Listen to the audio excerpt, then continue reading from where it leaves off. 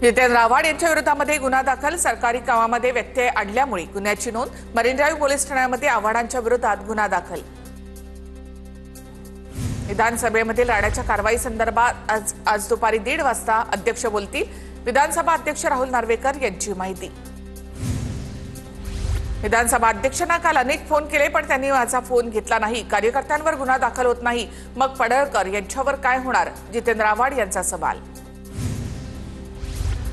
विधानभवन राडा प्रकरणी नितीन देशमुख आणि ऋषिकेश टकले दोघांनाही अटक. नितीन देशमुख आणि जितेंद्र आव्हाडांचे कार्यकर्ते तर ऋषिकेश टकले गोपीचंद पडळकर यांचे समर्थक. महाविकास आघाडीच्या शिष्टमंडळाने घेतली राज्यपालांची भेट. विधानसभेतील राड्यानंतर राज्यामध्ये राष्ट्रपती राजवट लागू करण्याची मागणी. काल अवस्था झाली आपल्या महाराष्ट्राची. भविष्यात विधिमंडळामध्ये आमदारांचे रक्त पडलं तरी आश्चर्य वाटणार नाही. विधिमंडळ लॉबीतल्या राड्यावर राज ठाकरे यांची प्रतिक्रिया. विधानभवनाच्या बाहेर काल फक्त हत्यारं बाहेर काढायचं बाकी होतं. मकोकाच्या आरोपींकडे काल हत्यारं होती. जितेंद्र आव्हाड यांना मारण्याचा कट होता. संजय राऊतांची माहिती.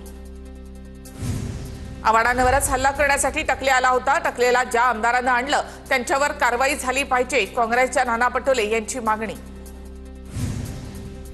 विधानसभा अध्यक्षांकडे दिलगिरी व्यक्त केली. काल रात्री उशिरा कार्यकर्त्यांवर FRI दाखल. जी कारवाई होणार त्याला आम्ही सामोरं जाणार. विधानभवनातील राड्यावर पडळकर यांची प्रतिक्रिया.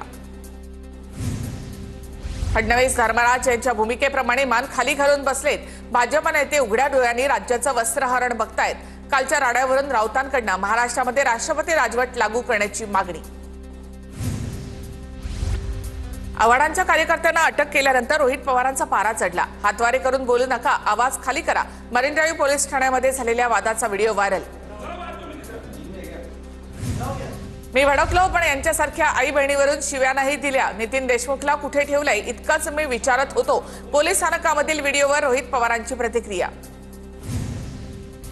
काल जिथे राडा झाला तिथे एक स्मारक करा. विधानसभेतील राड्यानंतर सुधीर मुनगंटीवार यांची सभागृहात संतप्त मागणी. काल थोडक्यावर भागलं, आळा घातला नाही तर पुढे भयानक होईल. विधानभवनाच्या लॉबीतल्या राड्यानंतर जाधवांचं विधान.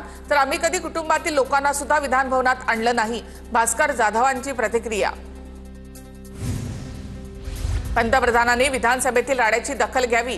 राज्यकर्त्यांनी दखल घ्यावी, अन्यथा खुर्ची सोडावी. विनायक राऊत यांची मागणी. हनी ट्रॅप प्रकरणावरून लक्ष विचलित करण्यासाठी विधानसभेतील राडा. हनी ट्रॅपचं गांभीर्य सरकारला माहिती, त्याची सत्यता बाहेर न येण्यासाठी ही रणनीती. शरद पवारांच्या राष्ट्रवादीचे नेते महेश तपासे यांची प्रतिक्रिया. नितीन देशमुख माझ्या ओळखीचा कार्यकर्ता नाही. पडळकरांची प्रतिक्रिया. तर कार्यकर्त्याला अडवायला का गेले नाहीत या प्रश्नावर पडळकर यांनी मात्र बोलणं टाळलं. पोलीस ठाण्याच्या बाहेर ऋषिकेश टकले तंबाखू मळतानाचा व्हिडिओ व्हायरल. पोलीस आरोपींना तंबाखू मळून देत होते, आव्हाडांचाही आरोप. लोकशाहीच्या चौथ्या स्तंभावर आव्हाडांनी हल्ला केला. विधानभवनासारख्या पवित्र स्थळी आव्हाडांनी पत्रकाराला मारहाण केली. जितेंद्र आव्हाडांचा व्हिडिओ ट्विट करत नितेश राणे यांची टीका. आंधळा दळतंय आणि कुत्रा पीठ खातंय अशी महाराष्ट्राची परिस्थिती. विधानभवनातील राड्यानंतर रोहिणी खडसे यांची प्रतिक्रिया. जितेंद्र आव्हाड यांच्या मुलीला पडळकरांच्या कार्यकर्त्यांकडून गलिच्छ शिव्या. रोहित पवारांचा पडळकर यांच्या कार्यकर्त्यांवर आरोप. विधानभवनातल्या राड्यानंतर विधानभवन सुरक्षेसंदर्भात कठोर नियमावली. अभ्यागतांसाठी आज विधानभवनात प्रवेश नाही. विधानभवनामध्ये आज येलो पास धारकांना प्रवेशास मज्जाव. केवळ सरकारी अधिकाऱ्यांनाच विधानभवनामध्ये प्रवेश. विधानसभेत गोपीचंद पडळकर आणि तालिका अध्यक्षांमध्ये वाकयुद्ध. मंत्री दादा भुसे आणि गोपीचंद पडळकर यांच्यामध्येही वाकयुद्ध. माझे लक्षवेधी रद्द करा, पडळकर संतप्त झाले. विधानभवनातल्या राड्यानंतर कुणाल कामरानं डिवचलं. राड्याचा व्हिडिओ ट्विट करत करेंगे दंगे चारो ओर असं म्हणत कामरानं डिवचलं. कायदे मोडणारे असं कॅप्शन देत कामराची एक स्वर पोस्ट. हनी ट्रॅप प्रकरणामध्ये धक्कादायक माहिती समोर. ठाण्यामध्ये एकाच महिलेनं अनेक बड्या सरकारी अधिकाऱ्यांना अडकवलं. महिलेमागे हनी ट्रॅपचं मोठं रॅकेट. कोर्टाकडनं संशय व्यक्त. ब्लॅकमेलिंगमुळे एका अधिकाऱ्यानं आत्महत्या केल्याची ही माहिती. राज ठाकरे यांची आज मीरा रोडमध्ये तोफ धडाडणार. राज ठाकरे यांच्या सभेची सकाळपासून तयारी सुरू. मीरा रोडमध्ये मनसेच्या शाखेचंही उद्घाटन होणार. राज ठाकरे यांच्या सभेचा टीझर प्रदर्शित. काही दिवसांपूर्वी मीरा भाईंदरमध्ये मनसेच्या मोर्चाला परवानगी नाकारल्यामुळे तिथलं वातावरण पंतप्रधान मोदी पक्षाचा चेहरा नसतील तर भाजप 150 जागा सुद्धा जिंकणार नाही.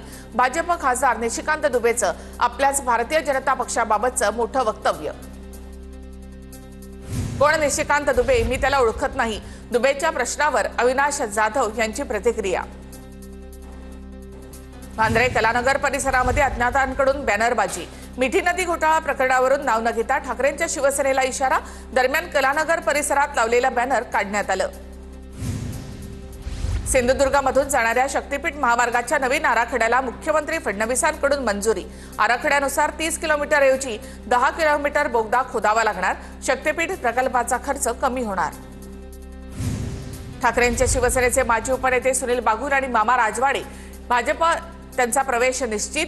पुढील आठवड्यामध्ये दोघांसह समर्थकांचा प्रवेश. सुनील बागुल आणि मामा राजवाडे यांचा रखडला होता भाजप प्रवेश. सुनील भुसारा यांची राष्ट्रवादी शरद पवार पक्षाच्या प्रदेश उपाध्यक्षपदी निवड. सुनील भुसारा विक्रमगड विधानसभेचे माजी आमदार.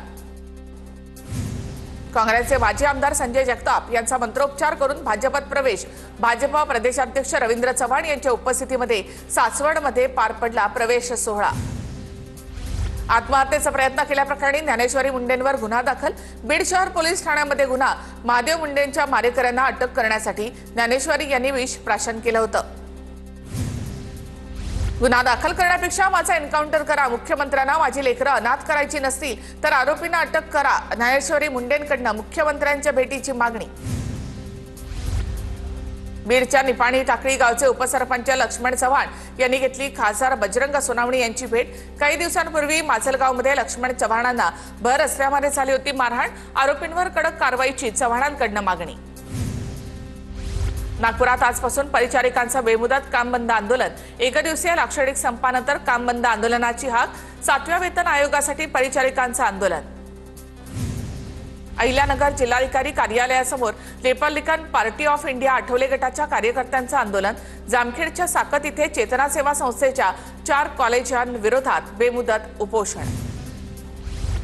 बीडच्या परळीमधील अंबल ते लेंडेवाडी शिवपादन रस्त्यावर अतिक्रमण काढण्याच्या मागणीसाठी शेतकरी आक्रमक. परळी तहसील कार्यालयासमोर आमरण उपोषण. उपोषणाचा दुसरा दिवस. मराठा समाजाच्या वतीने अक्कलकोट बंदची हाक. प्रवीण गायकवाड यांच्यावरील हल्ल्याच्या निषेधार्थ अक्कलकोट बंद. मराठा समाजाच्या कार्यकर्त्यांचा बंदमध्ये सहभाग. 7व्या वेतन आयोगातील त्रुटींसह इतर मागण्यांसाठी महाराष्ट्र राज्य परिचारक संघटनेनं पुकारला बेमुदत संप. नागपुरातील शासकीय मेडिकल सुपर आणि मेयो रुग्णालयामधील परिचारिका संपामध्ये सहभागी. अनेक शस्त्रक्रिया रद्द. मुंबईतील वांद्रे पूर्वमध्ये चाळीचा काही भाग कोसळला. 8 ते 10 जण अडकल्याची माहिती. बचाव कार्य सुरू. नागपूर जिल्हा परिषदेच्या सावंगा शाळेतील स्लॅब कोसळला. सुट्टी असल्यामुळे मोठी दुर्घटना टळली. विद्यार्थ्यांच्या सुरक्षेचा प्रश्न पुन्हा ऐरणीवर. प्रशासनाचं मात्र दुर्लक्ष. गोंदियातील जिल्हा परिषद शाळेची दुरावस्था. जीर्ण इमारत आणि छताला गळती. जीव धोक्यात घालून विद्यार्थी शिक्षण घेत आहेत. शिक्षण विभागाकडे दखल घेण्याची मागणी. चाळीसगाव तालुक्यामध्ये शरद पवारांच्या राष्ट्रवादीला धक्का. माजी उपनगराध्यक्ष भगवान पाटील, माजी जिल्हा परिषद सदस्य भूषण पाटील यांचा भाजपमध्ये प्रवेश. अहिल्यानगर शहराजवळ बुरुडगाव इथे मराठा आरक्षण संदर्भात गोंगडी बैठक. मनोज जरांगे पाटील यांची उपस्थिती. 29 ऑगस्टच्या मुंबईतल्या आंदोलनासंदर्भात मार्गदर्शन केलं. स्वच्छ सर्वेक्षण 2024च्या निकालामध्ये धुळे शहराचा पहिल्या 10 मध्ये समावेश. राज्यामध्ये 9व्या नंतर तर राष्ट्रीय स्तरावर 39व्या क्रमांकावर स्थान. घनकचरा व्यवस्थापन अंतर्गत शहरामध्ये राबवला स्वच्छतेचा आराखडा. जेजुरी मार्तंडदेव संस्थानाच्या प्रमुख विश्वस्तपदी मंगेश घोडे यांची निवड. विश्वस्तांच्या बैठकीत मंगेश घोडे यांची बिनविरोध निवड. अधिवेशनाचं कारण पुढे करून अधिकारी माहिती देत नसेल तर अधिवेशन काळामध्ये न्यायालय बंद करा. नागपूर खंडपीठाकडून तीव्र संताप व्यक्त.